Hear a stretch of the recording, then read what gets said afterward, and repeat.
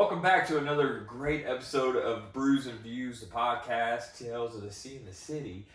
I'm your one of your two co-hosts of this wonderful podcast, Jeff Williams, and along with me, with the beautiful hangout shirt, is Mr. Kevin Griffin, the one, the only Filipino himself. There's a little diversity to the podcast. Yeah, we got to. Diversity Day, if you will. We can't just have some white Indian here. Correct, yes. Yeah, it don't work out like that. No, it doesn't quite really. And speaking of working out, man, I'm glad that I had the day off of work today that we could be able to splice this little number together. Hey, we're feeling good up here. Yes. We're feeling good up Yeah. here. we put a little work at the gym today, put a little work in the studio. I'm telling you, it's been a productive day so far. All we need is an ice bath or Joe Rogan. That's what I took my alpha brain this morning. That's how I'm able to record these 7-hour podcasts. Oh, dude. I'll tell you what, once we finally get to figure out how we can get like a nice 4-hour podcast, oh man, that's going to be a time. The 4-hour podcast is like half karaoke session for us, half just shooting the shit and drinking beer. We could talk for 4 hours. It'd be pretty simple. Not just me. I mean, me and you definitely could, but when we get a third person in here that we talk to, you know how many beers we'd have to put a Brews and Views cooler at that point. Well, it wouldn't be craft. We'd start out with craft beer, and then we'd have Busch Light underneath here. Yeah, and then we'd pull out an old 4 Roses, and then just start getting the ice bath in there. And We talked about that today. Yeah, we've got a good concept that we're going to add into the list of things that we may be. There might be a surprise soon. We don't know when. No, we never know when. We never know when. It's just going to be a surprise episode of. I'll just say a surprise. There you go. Leave it at that. Waiting. Yeah. Yes. That way, you guys, want to be able to keep tuning in and, just keep listening to us talk and reminisce. And really just watch us drink beer now that we're on YouTube, to be quite honest with you. Here, once again, in the Brews and Views studio, we have fired up some good Firestone craft beers. Why don't you tell us a little bit about what we're drinking today, my good sir? Oh, you want me to tell it about what you're drinking too? Yes, because I have, once again, limited knowledge on the Firestone Brewery. So. Well, I'll start with mine because, first of all, I've only had this in a can. Firestone, once again, Paso Robles, California, 6 hours north of San Diego, 4 hours north of Los Angeles. Give you a little rough estimate. We're there. Wine country. So... yes, you got to expand a little bit. Yes. So, Hopnosis, little word off take of hypnosis. 6.7, nice 12 fluid ounce of beer here. It is delicious. More on the hoppier side. So, if you are into craft beer a lot and you do enjoy the hopness of your craft beer, I will say this one here would be a good taste for you. It's got a nice pungent flavor of... I love how you have to sip that just to get that pungent in there. I almost say like a tangerine. Really? A tangerine or some kind of citrusy fruit. What I like to do, like I've said in previous episodes, is to, if I'm really trying to get a flavor enhancement, I'll take some in, I'll swish around my mouth, get some bubbles going, and then it'll give me a fruit or whatever's going on with the beer. You'll learn that as you go on. As you drink that charcoal. Kevin? Yeah, exactly. That's the best way to do it because you get a lot of the different flavors. You can tell if there's caramel, charcoal. We'll save it for another episode. So, I'll go into it. One thing I've noticed, so I'm drinking a Union Jack IPA, 7% on the ABV scale, also from Firestone. I guess I've not noticed, but their Firestone logo is actually a bear fighting a lion. Yeah. Did not know that. So also, if you look on this can here, which is kind of cool. Yeah, that's what I was taking a look at while you were talking. Yeah, so down here, the can's really cool. This is a lion here, and underneath it has David Walker. And then on the other one is a bear, and that thing is Adam Firestone. So those are the two ones that own it, and that's kind of what they wanted to do. The branding of that, definitely. Yeah. So, first of all, how do you like that one? It's good. A little bit, as you can tell, a little bit actually darker than yours, but just by slightly. Yeah. Still a good, refreshing IPA. I prefer a little bit more of a citrusy taste, if you will. So I think the hop notes is going to be more on my palate scale, but it's still a good IPA nonetheless. You know, I picked this up here at the local liquor store in Evansville, a variety pack, just so, you know, you had brought me to the knowledge of Firestone in general. So when I saw that they had a variety pack available, I had to scoop that up for sure. Yeah, I'd say any Firestone you should get. It's good quality. It's good beer. You know, no soot in it, unfortunately, as we like to look for in the beer. They're constantly shipping stuff out, like always. A lot of. Which, by the way, I remember that on the last episode we were talking about, like, I can't remember that sour. It's called Sour Monkey. Oh, okay, yeah. So that was the one I was thinking. There you go. Now you can scratch your itch there. Yep. So you had brought up to me, you know, we like to go through, and it only gets worse after we've had a couple beers. But fresh off the palate today, as we're just recording this one episode, we got into a little bit of a tangent, if you will, on our conspiracy theories. Mm-hmm. So as you kind of, as you do, out me on a lot of stuff, rightfully so, that we had plans to originally go to Dallas for a aforementioned bachelor party that may not have taken place. But while we were there, and I've gotten the opportunity to go to Dallas once prior to that, kind of scattered it out, but I was able to go to the Texas School Book Depository, which I'm a big JFK buff. You know, I've watched a lot of documentaries, a lot of biopics and things like that.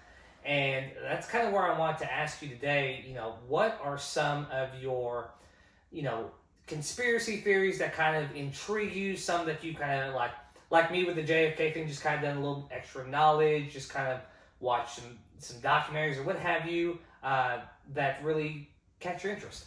Well, you heard it here first. Oh, here we go.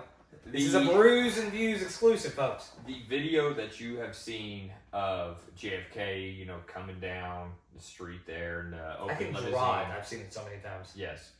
And, you know, him getting shot from what they say is from the back. From the back here is modified. And I can prove it. Enlighten me. I can prove it. So, once you look at the video, there is a floating tree in the background. What? Yes, there is a floating tree in the background because there's two different videos out there, believe it or not. One that was surfaced by the FBI when it first came out, so they can kind of try to hide people, and it wasn't even in the grassy knoll either. That's the crazy thing about this. It is when he first gets shot, so he's like this. Uh-huh. And you can see a tree back there, and it is covered up by like this white brick thing. But if you watch the other video, you can see where they take out about like this much of the tree. I'm sure it's more of like this much here, but in the video it's like this big, and it goes to the ground in front of the brick. So you can tell there's some definite modifications to the video itself, which obviously leads me to believe that, you know, my man didn't actually shoot the president. You think so? I 100% believe so. The picture they made of him, the shadows on the wrong side. You got the sun coming here, or I think it's here, and the shadows over here. Mm-hmm. So they modded that picture as well. Just all this other different stuff about the JFK stuff is, it doesn't add up. Sure. It does not add up to me. What are your kind of thoughts on it? I mean, I'm kind of more on the side of that, you know, he did actually do it, but there's a lot more. He didn't just randomly do it. Like, he was part of some sort of organization, underground, whatever. I do believe that he is one of the people that had fired one of the shots that had been heard that day. Now, whether or not he landed any of them, whether or not, like, he was kind of the front man for it, whatever the case may be, I think that he was definitely had a large, significant part in that whole operation. Yeah, but you got to kind of think too. The mafia present back in that day is so big. It's so overwhelming with all these corrupt cops and everything else, because they just want to, you know, they want their family to be safe as well, because like I said, the mafia is just huge back then. It's rampant. You don't think that they didn't have a hand in, you know, JFK's killing at all? Oh, I mean, I don't doubt that one bit. just because, like I said, I think there's multiple parties that are involved. There's so many theories out there that, everyone's different perspectives. I think that a lot of parties had a hand in doing it, and it's almost like they saw the moving target, if you will, and a lot of people were wanting to take full advantage of it. Well, and also with Bobby Kennedy going straight for like Jimmy Hoffa, who you knew he was the head of the Teamsters as well. He's part of the Mafia kind of friendship era because a lot of his friends were Mafia. That's where they got all the money for the Teamster stuff, making golf courses for $3.4 million, whatever it is. You could tell that he got in there and he said, "Screw it. I'm going after these guys because they're not going to take me out. There's no way they can take me out." Right. And eventually, you ever seen the movie The Irishman? I think I've seen excerpts of it. I don't know if I've seen the whole movie. So Joe Pesci is talking to Robert De Niro at this one party, and he says, if they could take out the president, they can take out the head of a union. Sure. Which I absolutely agree with, because you don't just have these, bimbos coming into the Mafia making captain and whatnot. Yeah. You got like high prestigious people that maybe had military background or whatnot, which I understand that, what's his name? Oswald. What's his first name? What's Oswald's first name? Why do I want to say Patton Oswalt? God bless. Why do I Patton Oswalt. The freaking comedian. Anyways, Mr. Oswald, he did have some sniper training from, I think it was the Marines, and then he got kicked out, and then he went over and tried to go over to Russia and work over there and whatnot. Anyways, they've had snipers nowadays with, the same technology as he had back then. And is it not Roy Oswald? No. It's not. Are you sure? I don't. No, I'm not. I'm sure, but I know it's not. It's not Roy Oswald. And that's gonna bother the heck out of me. See, here we go. This is what happens. I'm telling you, but man. The next one I'm going to talk about is going to hurt me too, because I completely forgot about his name too. Good. Anyways, you were saying. Darn it. I think that they did hire the FBI hired the Mafia at some point because they did have close connections, even though they were trying to, disbattle each other. Correct. To kill JFK. Yeah. I personally do think that, especially after the Warren Report came out. And, sure. 600 pages long of nonsense. Let's be honest. There wasn't a single thing in there that had any kind of contribution to trying to figure out what was going on there. That Cuban Missile Crisis. Yeah, exactly. We're gonna go to Cuba. Well, that's another reason why I think the Mafia had a hand in it, because JFK was trying to go into Cuba and trying to take over that, and that's when the Mafia had their hands in Cuba, because that's where they were making a lot of their money at. Touché. At that point in time, which is why they moved into Vegas. Because they made their own kind of stuff. Yeah. And putting it stateside, I'm sure, and that makes it maybe a little bit easier. I don't know. That's what I'm thinking too, which you'll find in the movie Casino if you ever watch it. Here we go. I know it's a personal favorite of yours. So outside of the JFK elaboration, all right, y'all, I'm very excited to announce our very first advertisement and official sponsor of the Brews and Views Podcast. This company here I'm very excited to be a part of because they are two of my long time childhood friends that created this company, and the company is called Socket Shield.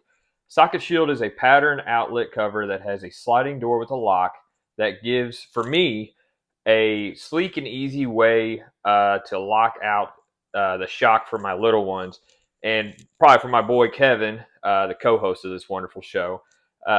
He can just make every outlet in his home look great. So if you want to protect your kids, improve the look for a look of every room, Socket Shield literally has you covered. And of course, as an official sponsor, they're hooking you up with a 15% off their website with the code BREW15. That's BREW15, BREW15. Simply go to their website, USA.com. That's SocketShieldUSA.com, and enter the code, all caps, Brew15. Go check them out. So other than the JFK, debacle, I mean, we could take a whole episode out of that, but I want to touch on a couple other things. What are some of your other top tier conspiracy theories, if you will? John Wilkes Booth did not die at that cabin. Really? He got away. I 100% believe that. I swear, if you say he's with Nixon and Elvis in fucking Cuba. No. Although I got a conspiracy. No, go ahead with that. We'll get into that. This will be a quick one. So I think John Wilkes Booth did not die at that cabin from being shot in the farmhouse when they put it on fire. Uh-huh. I honestly think that because there's evidence of it too now. When they dug him up, it's been probably 12 years ago, I think, when they dug him up to see it's been longer than that. I'm sorry. I thought it'd been longer. It's been 100 years ago when they did it because he still had hair at that point. Oh, really? Yeah. So they wanted to make sure that it was him, and when they dug him up, he noticed that he had red hair. Uh-huh. Yeah. John Wilkes Booth had only this black, luscious hair. Most of the time you can see it in the pictures. Of course, they're black and white, but you can definitely tell if a person has red hair or black hair. Sure. And most people, he was a famous theatrist at that point. Yeah. And or actor. Yeah. At that point at Force Theater. So they would have taken him, if anyone had said oh, he has red hair, they would have been known, Yeah. But they all known him as the black hair, black mustache kind of guy. And when they did that, they brought up a red hair guy, which happened to be his brother, who had red hair at that time. Uh-huh. Yes.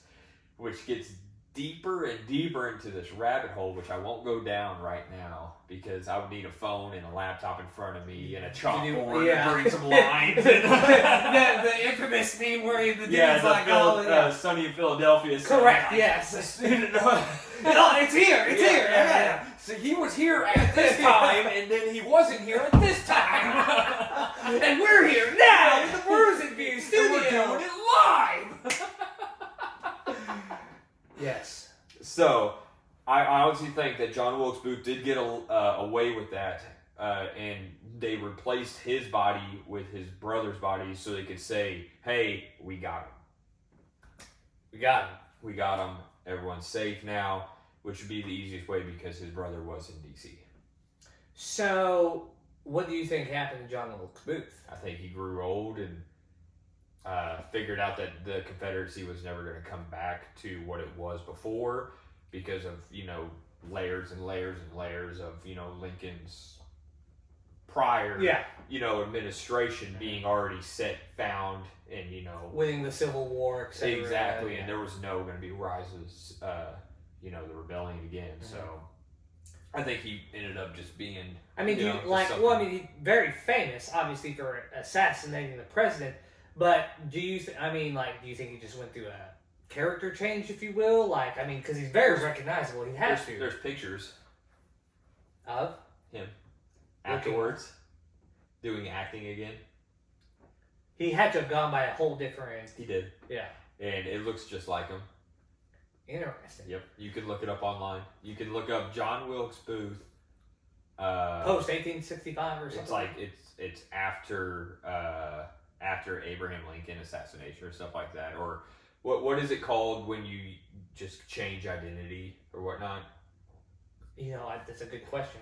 Yeah. Anyways, I keep thinking witness protection, but it's not that obvious. They're not witness protection, John Wilkes Booth. Trust me. But yeah, you can find it online, and it's a cool thing to look into if you ever want to go down into a rabbit hole, like you're bored one day. If you have 8 hours to just... Because I had 8 hours at one point, and I did it myself. So this is my topic for the day. Yes, so I'm just giving you guys, the viewers, and I'm sure you yourself, some little things to look at instead of just scrolling through TikTok and Instagram. Something to Google search, that's for sure. It's cool. It's a cool little theory, that's for sure. Yeah, that's an interesting. I've heard kind of tidbits of what you've mentioned before, just not to the grander scale of things like that you mentioned, and the red hair and things like that. It's crazy because you can't. I mean, the guy was in his 30s, I'm pretty sure, when he shot Lincoln. Sure. And you don't change hair when that happens. Yeah. I mean, you're stuck there. Correct. And you're back in, 1865? 65, yeah. Yeah, when that happened, April 14th of 1865 is when he got shot at the Ford Center, at the Ford Center, at the downtown. I was just a hockey game last night. It's at the Ford Center downtown. Yeah, that was there. They kept it going. At Ford's Theater in Washington, D.C., and then taken across the road, the brick road, which is still there to this day. Yes, I also have the play. Yeah, I have too. Unique experience. To the Peterson house, up the stairs, and you can see where it's not the same bed, but it is the same location in the same room. Here's a quick question too, and I've got another one I want to kind of dive into before we finish the beers today.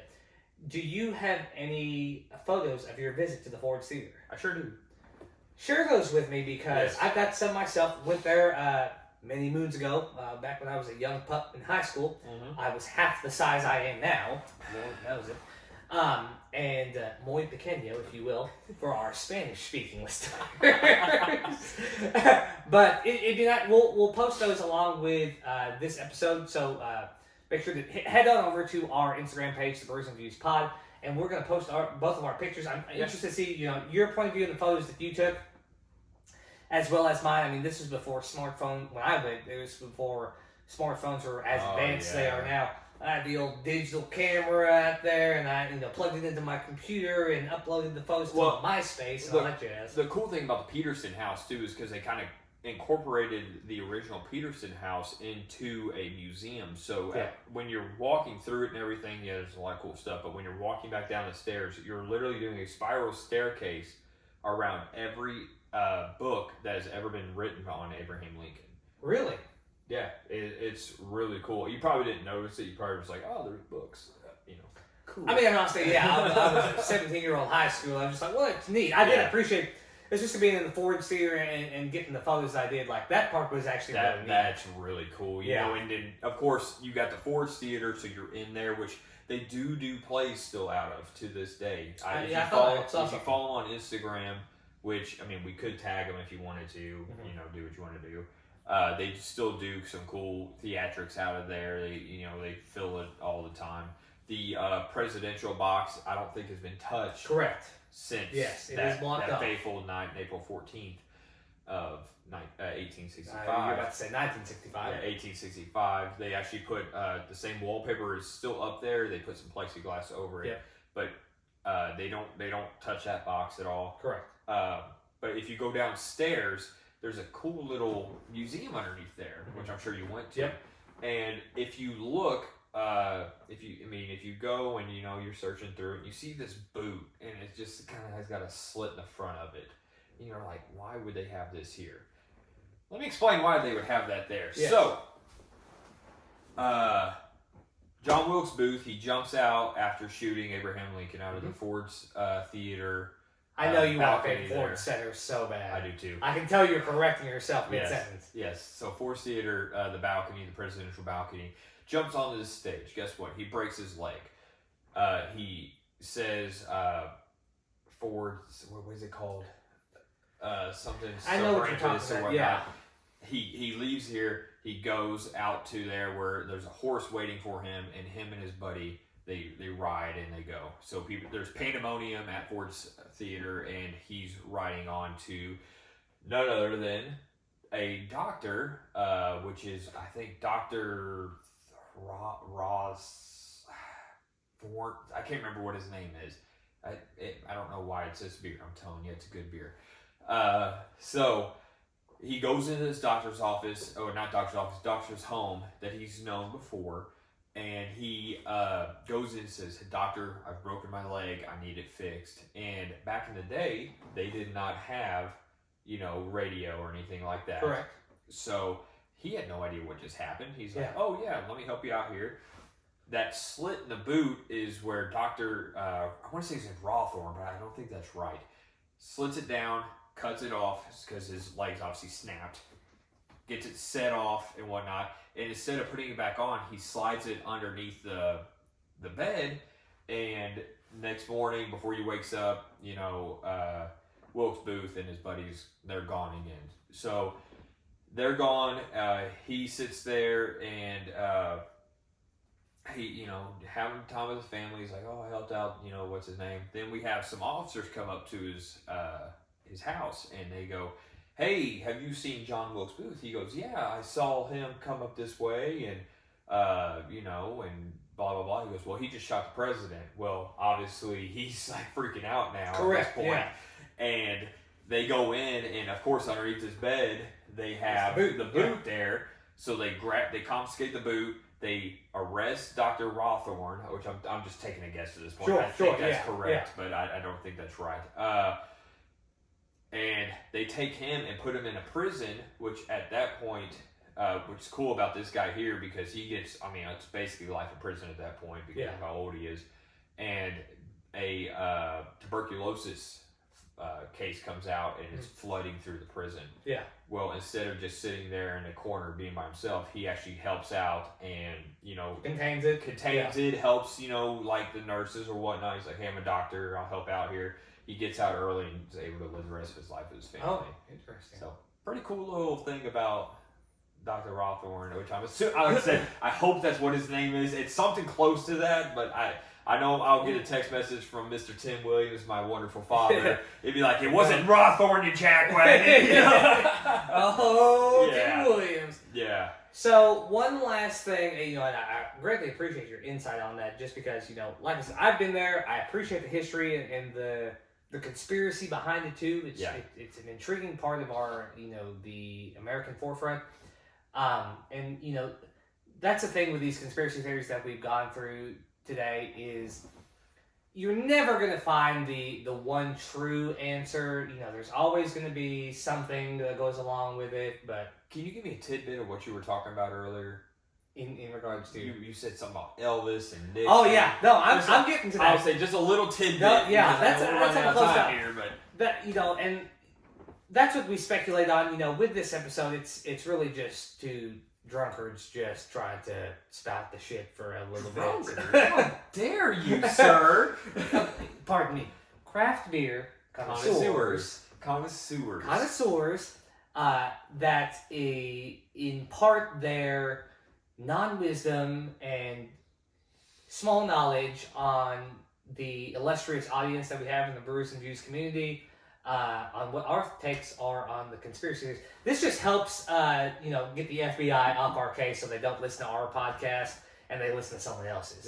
It's kind of like my disclosure at the end of it. One last thing before we kind of wrap up this. I want to listen to this. I want to get under your skin. I want to paint you a little picture here, and especially going post Vegas trip. He's not the preacher at that one church. All right? Listen now. Do you think that President Nixon put Elvis Presley in a witness protection program and got him out of the country? Yes. Because that's what I'm talking about. Yes. I'm so glad that you agree with me on that. 100%. Yes.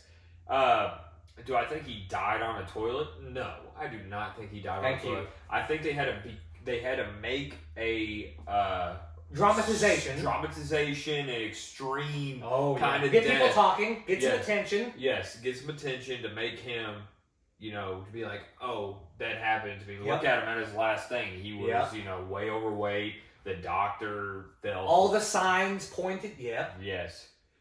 I don't think he died on the toilet. I don't think so.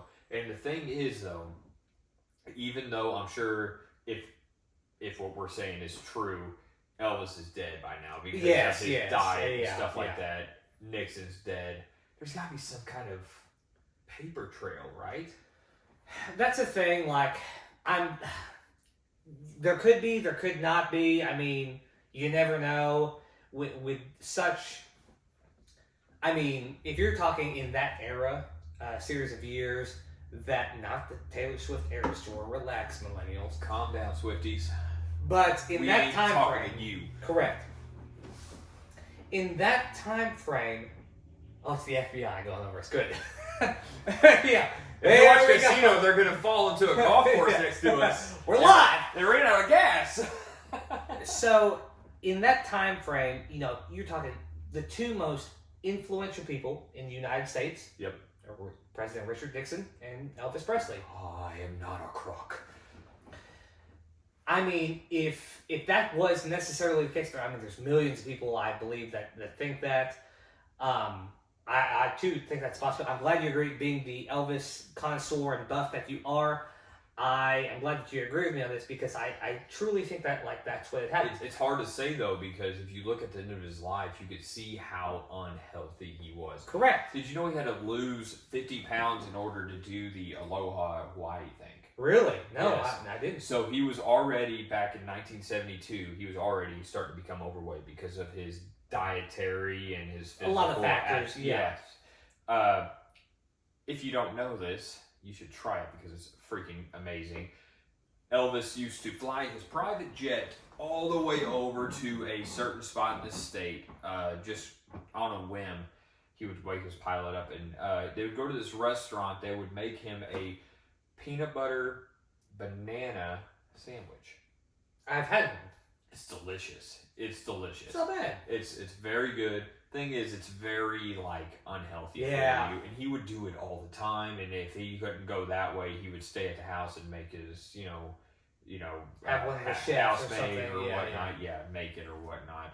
And he became super unhealthy. So it's hard to say at this point if he died. Yes, it doesn't make sense on why he would die on the toilet. Besides the fact of how much medication he was taking, he was trying to push out something. Yeah, and it would also be hard to get his not wife but fiance to say, hey, yeah, this is what happened. correct. Yeah. So it's hard to say. There's a lot of factors. Yeah, there's a lot of factors, and that one fiance is still alive to this day, so she could come out anytime saying yeah, he didn't die.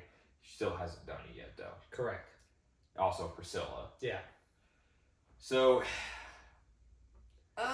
it's tough. I believe it, but yeah. it's there's so much evidence this way. Correct. And here's a conspiracy this way. I don't know. I think it's what conspiracy theories are supposed to do, though. Correct. They're supposed to make questions. Yeah. They're supposed to, kind of put some argument towards the way of this doesn't seem right. Yeah. Even if it is 100% right, I don't know. I agree with you. It's supposed to put that way.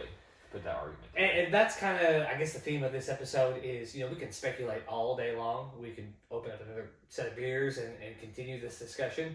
But it's more so the fact of the matter that it's up to pure speculation. It's to our own inference. It's to our own research of what actually happened. I mean, there's a lot of things out there. We could go into conspiracy theories for days. 9/11, for example. No. You listen here. No. Don't start me on that, all right? Believe me, I know. There's just so many that we could go into that that's kind of just what they're there for. And it's almost a different form. I don't want to say entertainment because a lot of it has to do with strategy. But it's just something to get the mind going, to get the people talking, if you will. Get the people going. I think there's a song about that. You're not wrong. You go ahead and say it. No. What's that song called? Let's just leave it. And last time that I checked, another pun there, the beers are empty. That means we're going to cease the conversation for today. It has been another illustrious episode, getting to shoot the shit with you, my friend. It's always a blast. Oh, always. That's why we do it. We appreciate every single listener that tunes in every week. Amidst all of our technical issues, chaos, difficulties. We just can't get it right. If anybody that has known IT and knows how to help us out a little bit, please give us a DM and let us know maybe what we're doing wrong or ask us how our system's set up. Well, I feel like we're almost setting ourselves up for failure simply because that's like me reaching out, like you had mentioned in a previous episode. How can I improve my golf game? Throw the clubs away, sell them, do not go to the golf course. Stop paying for green peas. Don't get on the cart. Stop drinking when you're I mean, like, I feel like we're opening a can of comments that may or may not be needing to be, like, opened up. Could you agree with me on that?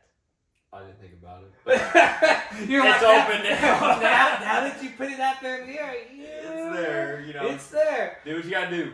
Let us know. Well, brother, as we're wrapping it up, anything else? I mean, this is one of your topics that you really were excited to talk about, yes. And I'm glad that we got to touch on it and get your thoughts on a couple different popular ones, if you will. Anything else before we sign off for the evening? Yes. If you have a conspiracy theory that you want us to talk about, let us know in the comments. DM one of us. We're obviously tagging each Jeff one. would literally make his day. I will dig deep into that conspiracy theory, and we will talk about it. And you'll be able to see Kevin's face explode because I'm not going to tell him anything that I found out about it. So, yeah. just let us know. That's basically how it could work out. You know, Yes. I mean, you'll just drop that knowledge and be like, hey, by the way, here's the 7 hours of knowledge I did while I was at work today. Yeah, exactly.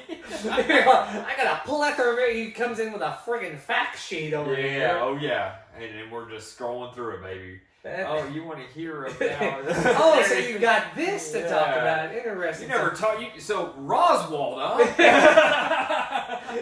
Here's this chapter that I've got. Yeah.